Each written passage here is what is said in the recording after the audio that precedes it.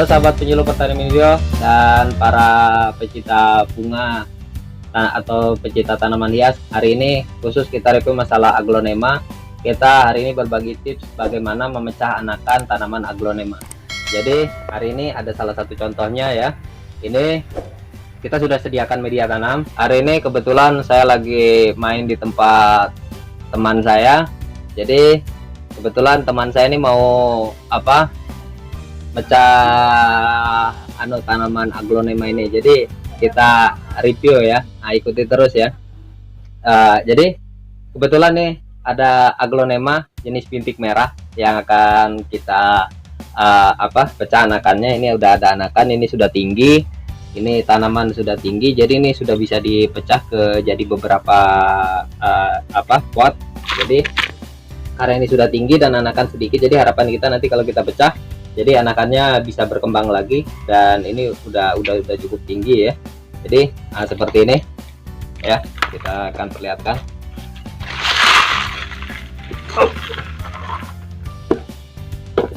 Nah, jadi lihat.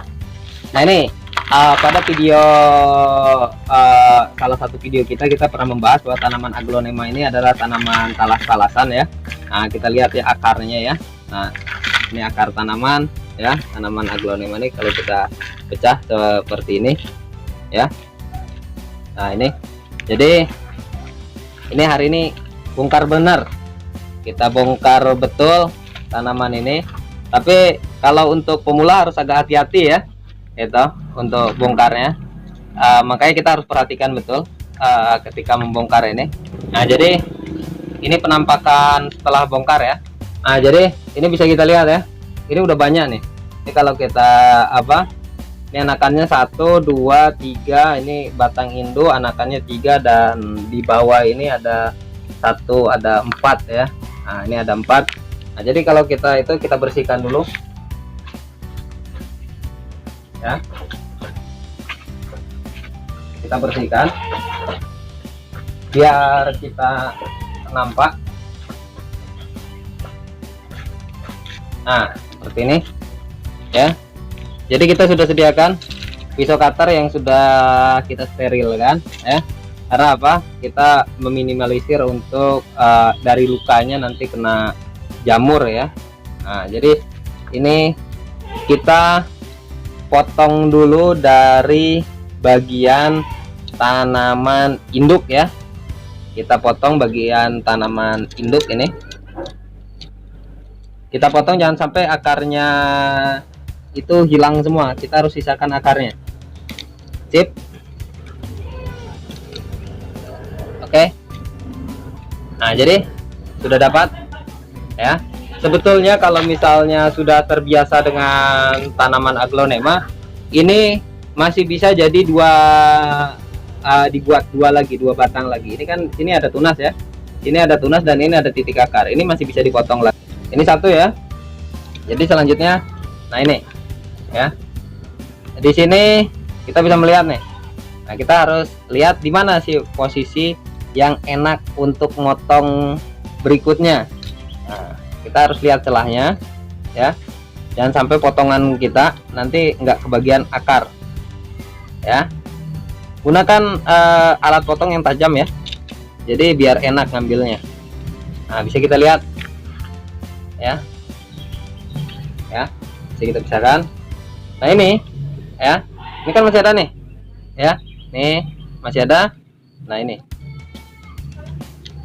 kita potong lagi satu lagi di sini ya, kita potong lagi satu lagi. Nah ya, ini masih ada, ini bonggol. Nah ya, ini bonggol, dan di sini pun sudah ada titik tunas 1, 2 ya, 3.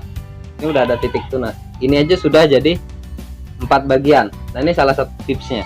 Nah, selanjutnya jadi ini saya akan larutkan ada 2 tips untuk menjaga. Nah, ini bekas potongan ini. Kadang kalau misalnya nggak hati-hati, ini bisa terserang sama sama jamur ya. Jamur, nanti terjadi pembusukan, akhirnya tanaman mati. Nah, jadi ada 2 cara. Satu, biasanya kadang ada yang menggunakan tips menggunakan betadine. ya, dioles betadin ya, dengan cara seperti ini ya. Misalnya ini tanaman kita oles betadin ya, seperti ini.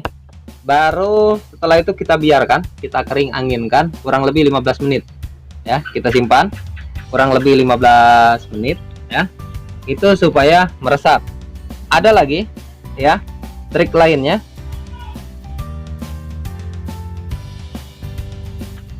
Cara yang kedua, kita larutkan fungisida ya.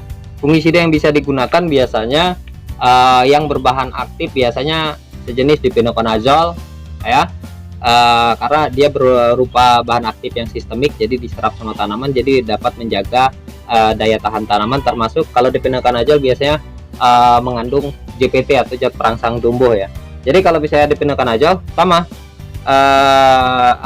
porsinya, kita dari potongan ini ya, ini kita celupkan ya, kita celupkan kurang lebih kita celupkan hanya 1 menit aja cukup ya, di dekat lukanya ya, di bagian yang potongannya ya, kurang lebih 1 menit. Nah nanti kalau setelah 1 menit kita celupkan, baru nanti kita tiriskan dan sama kita kering anginkan dulu sebelum ke tanam pindah seperti itu.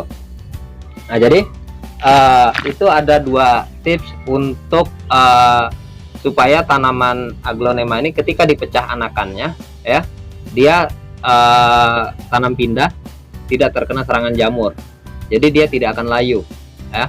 Untuk bahan-bahannya itu hanya 2, bisa juga dengan bahan-bahan yang lain. Mungkin biasanya kadang ada trik-trik tersendiri mungkin bagi para sahabat penyuluh pertanian media atau para pecinta tanaman hias. Mungkin ada trik-trik lain juga bisa digunakan gitu dari berbagai sumber. Cuman yang biasa kami gunakan di sini itu contoh 2 trik itu, 2 tips tersebut ya. Jadi kita setelah kita lakukan perlakuan terhadap aglonema yang sudah kita pecah ini, baru kita ngisi media tanam ya. Media tanam kita gunakan yang genting dulu bagian bawahnya ya, untuk menjaga sirkulasi udaranya. Ini campuran lapukan batang sawit, bisa juga dicampur dengan sedikit tanah ya, atau misalnya ini campuran remahan batang sawit dengan sekam ya, sekam yang sudah difermentasi ya. Jadi kita masukkan ya secukupnya ya, seperti ini. Jadi ini tanaman yang sudah kita berikan perlakuan tadi. Ini media tanamnya kita masukkan ya, perlahan, baru kita tambah.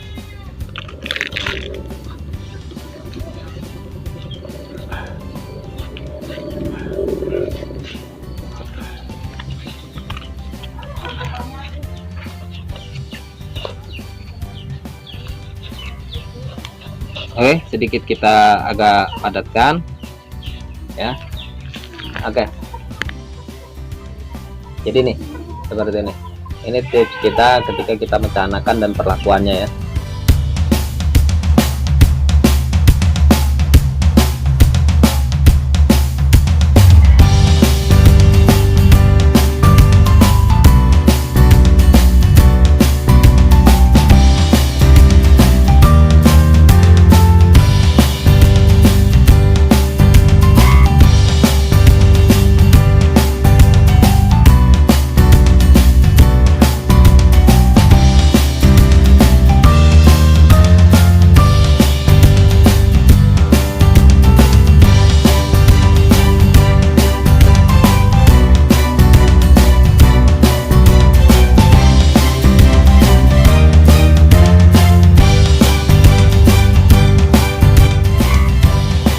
Jadi para pecinta tanaman hias, khususnya tanaman aglonema serta sahabat penyuluh pertanian media, demikian tips dalam memecah anakan ya.